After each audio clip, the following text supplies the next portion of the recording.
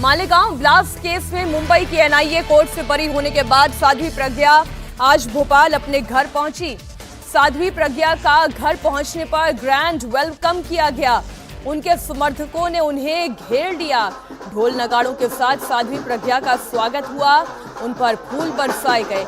आरती उतारकर साध्वी प्रज्ञा ने अपने घर में एंट्री ली। इस दौरान हमारे एमपी ब्यूरो चीफ अनुराग अमिताभ भी वहीं पर मौजूद थे। उन्होंने साध्वी प्रज्ञा से एक्सक्लूसिव बातचीत की। साध्वी प्रज्ञा ने कहा कि जेल में पूछताछ के दौरान उन पर मोदी, योगी, आरएसएस चीफ मोहन भागवत का नाम लेने का दबाव बनाया गया था। उन्हें 9 साल जेल में बुरी तरह टॉर्चर किया गया। किस तरह भगवा आतंकवाद की थ्योरी को हवा देने की कोशिश हुई, खुद साध्वी प्रज्ञा की जुबानी आप सुनिए। कोर्ट के इस फैसले को आप कैसे लेती है? सत्य की विजय हुई, सत्यमेव जयते। मैं सिर्फ ये कहूंगी, ये कुचक्र था कांग्रेस का, और कांग्रेस के इस कुचक्र को 17 वर्षों तक हम लोगों ने झेला, देशभक्तों ने झेला, सेना ने झेला, संतों ने झेला, संघ ने झेला। लेकिन आज अभी जो निर्णय हुआ, न्यायालय से जो निर्णय हुआ है, वह निर्णय निश्चित रूप से स्वागत योग्य है। और उन्होंने स्पष्ट कर दिया कि कहीं से किसी का कोई भी हाथ नहीं है और कहीं से कोई दोषी नहीं है। और जिन्होंने ये सब किया है, जो प्लांट किया है ये केस को, उन लोगों की जांच हो और उनको दंड मिले। 9 साल तक आपने प्रताड़ना एक तरीके से कही जा रही जेल यात्रा आपको रही, कैसे उस अनुभव को आप बताएंगे? 9 वर्षों तक जेल में रही हूँ। निश्चित रूप से हमारे ऊपर कितने सारे टॉर्चर हमें झेलने पड़े हैं। हमारा जीवन बर्बाद हो गया।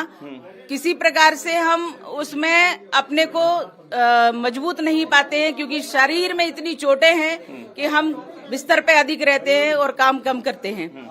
तो इसलिए मेरा सिर्फ इतना कहना है कि ऐसे कुचक्रकारियों को दंड मिलेगा और ईश्वर दंड देगा। किसको फंसाने की साजिश थी? किस के नाम लेने के लिए कहा गया था आपसे?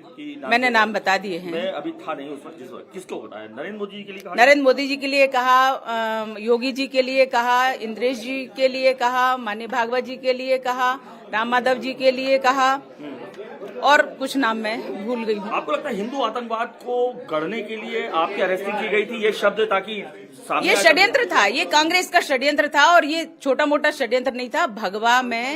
भगवा को आतंकवाद कहना, हिंदुत्व को आतंकवाद कहना, देश की प्रमुख जो जैसे सेना है, संघ है और संत हैं, इन सभी की किसी प्रकार से कमियां निकाल करके इनको षड्यंत्र के रूप में फंसा करके जेल में डाल दिया जाए और इनकी छवि खराब कर दी जाए, जिससे देश के लोग इनको परेशान करें और वो कांग्रेस अपनी बाई को यहाँ पर इस्टेब्लिश कर ले। क्या कहेंगे दिग्विजय सिंह के लिए? आखिरी सवाल है बच्चा। देख भ्रमित है वो, उसको कभी अपनी दिशा का ध्यान नहीं रहा, और इसलिए इस व्यक्ति के बारे में मैं कुछ नहीं कहना चाहती। सिर्फ इतना कहूंगी कि उसका नाम लेना उचित नहीं है।